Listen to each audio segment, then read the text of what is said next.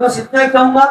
अभी हमारे जो मुख्य अतिथि है नवाब भाई, जिनके हम इतनी देर से इंतजार कर रहे थे, अब हम उनका भाषण सुनेंगे। उनकी जो सोच है वो हमको सुनना है। मैं निवेदन करता हूँ आदरणीय नवाब भाई मालिक से, तो दोस्तों को राष्ट्रवादी कांग्रेस पार्टी के उम्मीदवार साबिक नगर सेवक श्री डिसूजा साहब, हमारे साथ आए हुए राष्ट्रवादी कांग्रेस पार्टी के सेक्रेटरी ताजुद्दीन इनामदार साहब, गांधीवाली के तालुका अध्यक्ष मनसुर भाई, जमाल भाई, स्टेज पे बैठे हुए तमाम जिम्मेदार और इस मीटिंग में आए हुए तमाम भाइयों और बहनों, कार्यकर्ता भाई, आज हम लोगों ने श्री डिसूजा साहब के कार्यालय का उद्घाटन किया और उसी उद्घाटन के उपलक्ष्य में आप लोगों के सामने हम लोगों ने बात करने का प्रयत्न किया है। 15 तारीख को इलेक्शन है।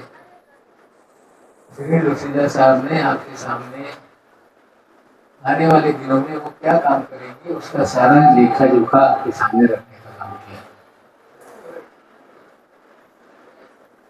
जिस तरह से उन्होंने 5 साल तक नगर सेवक की हैसियत से काम किया था,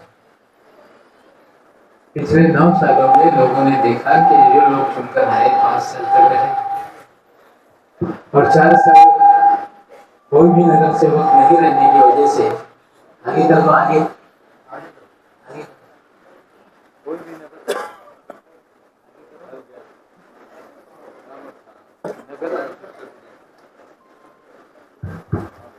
नगर सेवक ना होने की वजह से गली मोहल्लों में हर जगह पे बड़ी समस्याएं हैं। ये सच्चाई है। ऐसे नगर सेवक की जरूरत है जो दिन रात काम करने वाला हो। कांग्रेस पार्टी के उम्मीदवार आपके सुख दुख का साथी बनेगा, ये समझाने का काम आपको घर घर जाके करना। हम लोग इस शहर में 92 सीटों पे चुनाव लड़ रहे हैं और मुझे लगता है कि जिस तरह से उम्मीदवारों का चयन किया गया है, जितनी कभी सीटें नहीं आई, इस बार उतनी सीटें राष्ट्रवादी कांग्रेस पार्टी और मेरा तो अनुमान है कि 30 से अधिक सीटें आएंगी और हमारे बिना मुंबई शहर का मेयर बन नहीं पाएगा, ये परिस्थिति निर्माण होने वाली है। और आप देख रहे होंगे कि चुनाव के दरमियान लोग मजहबी जज्बात से धार्मिक भावनाओं को भड़काने की कोशिश कर रहे हैं। अलग अलग तरह से लोगों के बीच में नफरत फैलाने का काम किया जा रहा है। कुछ पार्टियां धर्म के नाम पर लोगों को गुमराह करके वोट हासिल करना चाहती है और कुछ पार्टियां भाषा के नाम पे, प्रांत के नाम पे भावनाओं को भड़का कर वोट हासिल करना चाहती है।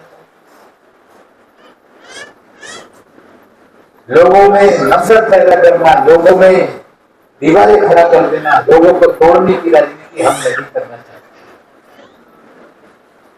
हमने जिस तरह से उम्मीदवारों का चयन किया, देखेंगे कि मराठी भाई हमारे उम्मीदवार है, उसमें भी अलग अलग जाति के लोग।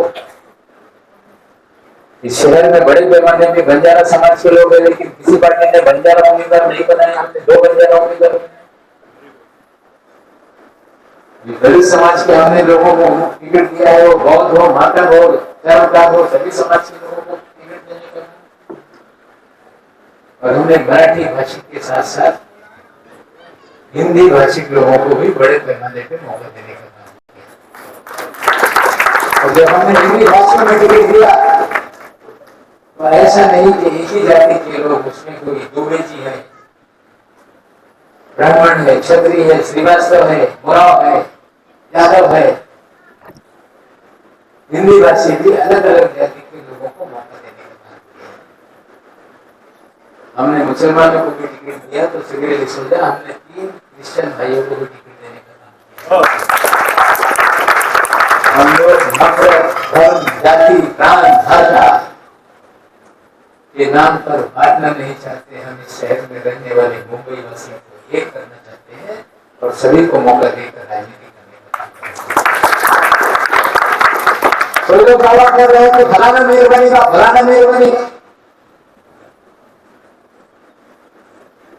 कुछ लोग मराठी के नाम पे मराठी भाषी मेयर बनेगा। महाराष्ट्र की प्रांत रचना भाषा के आधार पर हुई।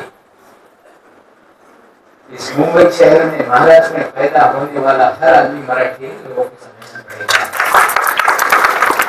मराठी कोई धर्म नहीं है, प्रांत रचना है। प्रांत रचना में इस प्रांत में पैदा होने वाला हर आदमी इस राज्य का नागरिक है। और मुंबई में रहने वाले सभी मुंबई का है। हम लोग मेयर बनाएंगे तो किसी मुंबईकर को बनाएंगे और आप लोगों को यही संदेश लेकर हर घर में जाने का काम करना पड़ेगा। कांग्रेस की हालत तो ऐसी है कि इस बार 2 आंकड़े में कांग्रेस पहुंचेगी कि नहीं, इसका कोई ठिकाना नहीं है। सीटें खाली है, 3 पार्टियों का गठबंधन कर दिया, फिर भी 25 जगह पे उम्मीदवार नहीं।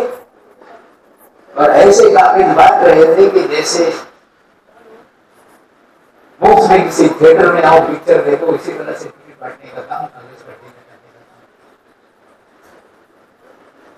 का। और 3 लोगों की कांग्रेस बन गई। एक एमपी है, उसकी एक बहन एमएलए है और 2 और एमएलए। इस तरह की कांग्रेस पार्टी है। और बंदर बांट करके जो पार्टी का 100 साल से ज्यादा इतिहास था उसको खत्म करने की जिम्मेदारी इन्हीं नेताओं ने की। लेकिन शहर में लोग चाहते हैं कि कोई मजबूत पार्टी शहर के लोगों के सवालों को उठाने का काम करे, चाहे वो झोपड़पट्टी में रहने वाले लोग हों, चालियों में रहने वाले लोग हों। उन सभी लोगों के सवालों को उठाने के लिए राष्ट्रवादी कांग्रेस पार्टी वचनबद्ध है। हम इस शहर में रहने वाले जो फेरी वाले लोग हैं, जो रोजी रोटी रोज कमाते हैं, उनके भी हक की लड़ाई लड़ेंगे, उनको भी इंसाफ दिलाने का काम करेंगे। कि हमारे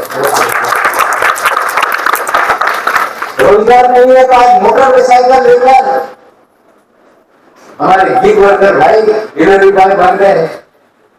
लेकिन अलग अलग ऐप पे, चाहे स्विगी हो, जोमेटो हो या और कोई भी ऐप हो, आज काम किया तो उन्हें ना पार्किंग की जगह देते हैं, ना उन्हें कोई बैठने की जगह देते हैं। जरा सा उन्होंने कोई सुविधा मांगी तो उनका ऐप से डिस्कनेक्ट कर देते हैं। हम वादा करते हैं कि ऐसे गिग वर्करों की भी लड़ाई लड़के उनको भी आपकी जिम्मेदारी बनती है कि आप सिविल डिसोजा के लिए मेहनत करो। 10 दिन आप सिविल डिसोजा को दे दो और सिविल डिसोजा साल के 365 दिन और 5 साल के 1825 दिन आपके साथ खड़ा रहेगा। आपको नहीं होना चाहिए। आपके बीच में वक्त आपका लेना नहीं चाहता। यहाँ से भैया और एक लिबर्टी गार्डन में मीटिंग में वहां जाना है, गोरेगांव जाना है, उसी तरह लिंगोई जाना है, वर्सोवा जाना है और मेरी खुद की भांजी की आज शादी है। लेकिन पार्टी की जिम्मेदारी के नाते मुझे पहले पार्टी का काम करना है, फिर घर की पार्टी के लोग बोल रहे हैं कि नौकरी होनी चाहिए। अरे हम तुम्हें कहा चाहते 16 तारीख को पता चलेगा कि नौकरी की हैसियत इस शहर में क्या है। आप लोगों को फिर जारी सरकार के मेहनत करना और पूरी तरह से घर घर जाओ। सिर्फ नारे लगा देने से वोट नहीं मिलते। 5-5 का ग्रुप बनाकर हमारी बहनों को भेजो, एक घर में 5-5 मिनट बैठो, लोगों को समझाओ। जब तक वो वादा नहीं कर देती हमारी बहन घर से निकलना नहीं कि श्री सजा की घड़ी को बटन जलेगा। और के बीच में बैठो, समझाओ उनको। बुजुर्गों की जिम्मेदारी बनती है कि बुजुर्गों के बीच में जाए, समझाए उनको। और अगर आपने 10 दिन तक पूरी तरह से मेहनत की तो मुझे पूरा यकीन है कि हमारा साथी जो नगर सेवक राष्ट्रवादी कांग्रेस पार्टी जीत के आएंगे उसमें हमारा साथी भी होगा। जय हिंद, जय महाराष्ट्र।